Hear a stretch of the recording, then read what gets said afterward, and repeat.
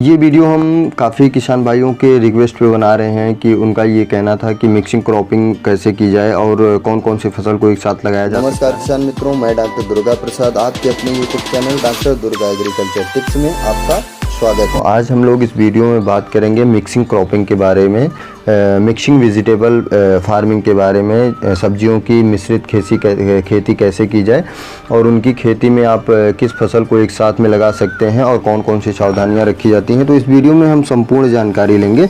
इसमें हमने कुछ मुख्य टॉपिक सिलेक्शन किया है उस पर बात करने के लिए, जैसे खेत की तैयारी आपको कैसे करनी है, बीज दर क्या रखना है, खरपतवार नियंत्रण कैसे करनी है, सिंचाई, खाद कौन कौन सी डालनी है, कितनी मात्रा में डालनी है, कीट के बारे में भी हमने बातें की हैं कि कीट को नियंत्रण करने के लिए, रोकथाम के लिए क्या करना चाहिए आपको, और लास्ट में उपज और रेशियो भी हम बताएंगे कि आप अगर मिक्सिंग क्रॉपिंग करते हैं तो इनसे आपको कितना फ़ायदा हो सकता है या किस फसल से कितना फ़ायदा होता है। ये वीडियो हम काफ़ी किसान भाइयों के रिक्वेस्ट पे बना रहे हैं कि उनका ये कहना था कि मिक्सिंग क्रॉपिंग कैसे की जाए और कौन कौन सी फसल को एक साथ लगाया जा सकता है। तो इसमें हमने देखिए इसको कई टॉपिक में बात करना पड़ेगा, कई पार्ट में डिवाइड करना पड़ेगा, तभी आप समझ पाएंगे। तो आज का जो पार्ट है इसमें हम जो है धनिया और पालक को और इसकी मिक्सिंग क्रॉपिंग आप किसके साथ कर सकते हैं। जैसे इस समय गर्मी के मौसम में लौकी चलती है, कद्दू चलता है, खीरा चलता है, बेल वर्गीय फसलें जो होती हैं उनके साथ में आप कौन से क्रॉप को लगा सकते हैं, या लौकी और कद्दू खीरा आप लगा रखें, कोई बेल वर्गीय फसल लगा सकते हैं, तो उसके अंदर आपको कौन सी मिक्सिंग क्रॉपिंग करनी चाहिए उसके बारे में। तो इसमें आपको दो फसलें का सिलेक्शन करना होगा, धनिया या पालक, क्योंकि गर्मी में आप बेल वर्गीय फसलों के साथ में इनको बहुत आसानी से आप एडजस्ट कर सकते हैं, उगा सकते हैं, या फिर ऐसी फसलों का आप सिलेक्शन करिए जो लगभग 30 से 40 दिनों में तैयार हो जाती हूँ और उनकी हाइट जो है वो लगभग 1.5 फीट तक ही होती हो। तो ऐसी फसल आप इसके साथ में बेल वर्गीय फसलों के साथ में उगा सकते हैं। तो किसान भाइयों, सबसे पहले हम बात करते हैं खेत की तैयारी के बारे में। खेत की तैयारी आपको बिल्कुल उसी तरीके से करनी है जिस तरीके से आप करते हैं अपनी फसल को लगाने के लिए। बस इसमें ध्यान रखना होता है कि पूरे खेत में आपके ढेला नहीं होना चाहिए, ढेले को आप जो है पाटा लगा के ख़त्म कर दें। मिट्टी बिल्कुल भुरभुरी होनी चाहिए। और खेत तैयारी के समय जो बेसल डोज के रूप में हम खाद डालते हैं उनको पूरे खेत के अंदर बिखेर के डालना है। खाद कौन कौन सी डालनी है और उनका मात्रा क्या होगा ये हम लोग आगे बात करेंगे। अब बात करते हैं बीज दर के बारे में। तो मिक्सिंग क्रॉपिंग के लिए आप थोड़ा सा ध्यान दीजिएगा कि मिक्सिंग क्रॉपिंग के लिए हम यहाँ दो फसलों का सिलेक्शन, बेल वर्गीय फसलें और साग वर्गीय फसलें, दोनों को एक साथ उगाएंगे। इसमें मेन क्रॉप जो हमारा है वो लौकी की फसल है, यानी बेल वर्गीय फसलें जो हैं वो हमारी मेन क्रॉप के रूप में रहेंगी। मिक्स फसल के रूप में धनिया यानी साग वर्गीय फसल जो होगी वो रहेगी, धनिया, पालक, ये सारी हो सकती हैं, मेथी, ठीक है। तो आप जो है इसमें लौकी का बीज दर जो है 1600 ग्राम प्रति एकड़ के हिसाब से आपको प्रयोग करना, मतलब 1 किलो 600 ग्राम आपको बीज 1 एकड़ में प्रयोग करना है लौकी की फसल का। धनिया के बीज दर की बात करें तो इसमें 60 किलोग्राम बीज दर आपको प्रति एकड़ के हिसाब से प्रयोग करना है।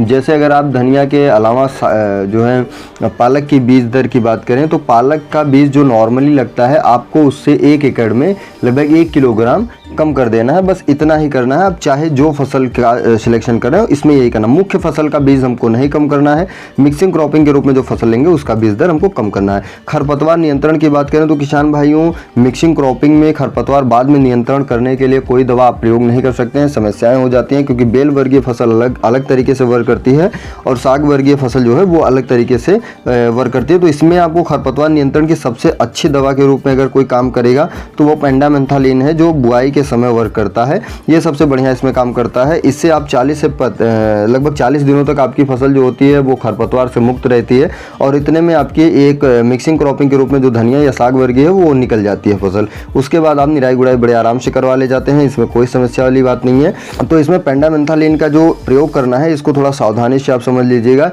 सबसे पहले इसमें नाली के अंदर आपको मुख्य फसल लौकी या बेल वर्गीय जो फसलें आप लगा रहे हैं उनको आपको बुआई कर लेनी है। बुआई करने के बाद आपको पूरे खेत के अंदर पेंडामेंथालिन दवा 70 ml प्रति 15 लीटर पानी में मिलाकर पूरे खेत में स्प्रे कर दीजिए। स्प्रे करने के बाद आपको दूसरे दिन, यानी आज आपने बुआई की 1 घंटे 2 घंटे के बाद आपने पेंडामेंथालिन का स्प्रे कर दिया। गर्मी के मौसम में आप शाम के समय जो है पेंडामेंथालिन का स्प्रे करें, इसका अच्छा रिजल्ट आपको मिलेगा।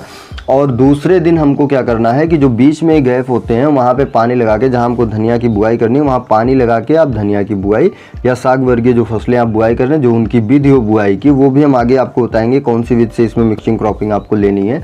तो वो आपको बुआई कर देनी है पेंडामेंथालिन के दूसरे दिन। आज आपने स्प्रे किया, कल आपको बुआई कर देनी है। पहले पानी लगा के बाद में आपको बुआई कर देनी है लेव विधि से, जो धनिया की जाती है। किसान भाइयों, अब बात करते हैं बीज बुआई की विधि। आपको बुआई कैसे करनी है और कौन कौन सी बातों का उसमें ध्यान देना चाहिए, इसके बारे में हम बात करेंगे। तो सबसे पहले हम बात करेंगे कि किसान भाइयों, बेल वर्गीय फसल यदि आप लगा रहे हैं तो आपको नाली के अंदर उनकी फसल को लगाना है, ठीक है। हालांकि इनका अलग तरीका भी होता है, लेकिन आपको ये सही है कि आप नाली के अंदर उनका बीज को लगाना है। और जो दोनों नालियों के बीच में गैप हम छोड़ देते हैं, डिस्टेंस छोड़ देते हैं दोनों नालियों के बीच में, उसमें आपको साग वर्गीय जो फसलें लगानी है, चाहे वो धनिया हो, पालक हो, मेथी हो या कोई भी हो, उसको आपको लगाना। साग वर्गीय फसल होनी चाहिए और 40 दिनों के अंदर वो आपकी फसल 40 से 45 दिनों के अंदर तैयार हो जानी चाहिए। इस बात को आप जो है मैच करवा लीजिएगा। अगर वो फसल इस कंडीशन में आ रही है तो आप उसकी बुआई कर सकते हैं, ठीक है। तो आप वहाँ पे उसको लगाना है आपको दोनों नालियों के बीच में। नाली के अंदर आपका कद्दू, बेल वर्गीय फसल होगा, कद्दू, लौकी या खीरा जो भी है आपका वो होगा। देखिए, यहाँ आपको थोड़ी सी समझने की आवश्यकता है कि अगर आपकी नाली के अंदर आप पानी को रोक सकते हैं कि नाली में पानी ना जाए, तो आप बुआई पहले कर दीजिए। धनिया की बुआई जो है पहले आपको करनी है और जो कद्दू की बुआई है उसको आप जो है बाद में कर दीजिएगा, ठीक है। लेकिन अगर आपके खेत में पानी रुक रहा है, कि ऐसा हो रहा है कि हाँ आप धनिया की सिंचाई जो बीच में डिस्टेंस है वहाँ पे आप सिंचाई कर ले जाएंगे, नाली के अंदर पानी नहीं जाएगा, आप उसको कंट्रोल कर लेंगे, तो आप दोनों की बुआई एक साथ भी कर सकते हैं, कोई समस्या वाली बात नहीं है। आप 1-2 दिन के गैप में जैसे आपको खरपतवार की दवा डालनी होती है तो उस हिसाब से मैनेज करके एक दिन पहले आप कद्दू की बुआई कर दीजिए या लौकी की बुआई कर दीजिए। उसके बाद जो है दूसरे दिन पानी लगा के आप धनिया, पालक या मेथी जिसकी बुआई करनी है आप उसकी भी बुआई कर सकते हैं, कोई समस्या वाली बात इसमें नहीं है। लेकिन अगर आपके नाली के अंदर पानी जाएगा, आपको लगता है कि आप उनको मैनेज नहीं कर पाएंगे, नाली के अंदर भी पानी चला जाएगा, तो आप पहले धनिया की बुआई कर देंगे। पहले नालियाँ बनाएंगे, नाली बनाने के बाद जो बीच में डिस्टेंस होगा वहाँ पे आप पेंडामेंथालिन का पूरा स्प्रे करेंगे पूरे खेत में। उसके बाद जो है पानी भरेंगे, दूसरे दिन वहाँ पानी भर देंगे। पानी भरने के बाद आप धनिया की बुआई करेंगे और जब 2 सिंचाई हो जाएगी धनिया की, या एक सिंचाई के बाद जब मिट्टी थोड़ी सी मेड़ आपकी सख्त हो जाएगी, तो आप उसके बीच में नाली में जो है खुरपी की सहायता से थोड़ी सी बीज को आप बुआई करवा दीजिएगा। ये भी तरीका आप प्रयोग कर सकते हैं, कोई समस्या इसमें नहीं होता है। दोनों तरीक़ों से आप बुआई बड़े आसानी से करवा सकते हैं। और आप एक बात का ध्यान रखिएगा कि मेड़ जो होती है, जो नाली बना के आपने मेड़ तैयार कर रखी हैं, नालियाँ जो है, उसके बाद जो डिस्टेंस छूटा होता है वहाँ पे हमको बीज बुआई करनी होती है। लेकिन दोनों साइडों में आपको मेड़ के किनारे दोनों साइडों में कम से कम 1-1 फीट का गैप छोड़ देना होता है, या आप आधा फीट का भी गैप छोड़ सकते हैं। 6 इंच का गैप आपको कम से कम छोड़ना होता है, क्योंकि बाद में मेड़ को सही करना होता है तो हमको फसल ख़राब करनी पड़ती है, तो ऐसी समस्याएं ना हो। बाकी यदि आप मिक्सिंग क्रॉपिंग के रूप में धनिया की खेती करना चाहते हैं तो उनकी बुआई आपको गर्मी के मौसम में कैसे करनी है, इसकी वीडियो हमने पहले से बना रखी है, उसका लिंक हम डिस्क्रिप्शन में दे देंगे, आप एक बार उसको ज़रूर देख लीजिएगा। क्योंकि धनिया में नॉर्मली किसान जो होते हैं वो खेती करके सही अंकुरण नहीं प्राप्त कर पाते हैं। बहुत सी समस्याएँ होती हैं धनिया की फसल में गर्मी के मौसम में, तो उनका प्रैक्टिकली अनुभव जो हमारे पास उनको हमने शेयर किया है अपने उस वीडियो में, तो आप वहां से उनको देख सकते हैं। अगली प्रॉब्लम इसमें, अगली टॉपिक की बात करें तो किसान भाइयों, हमारी सिंचाई है।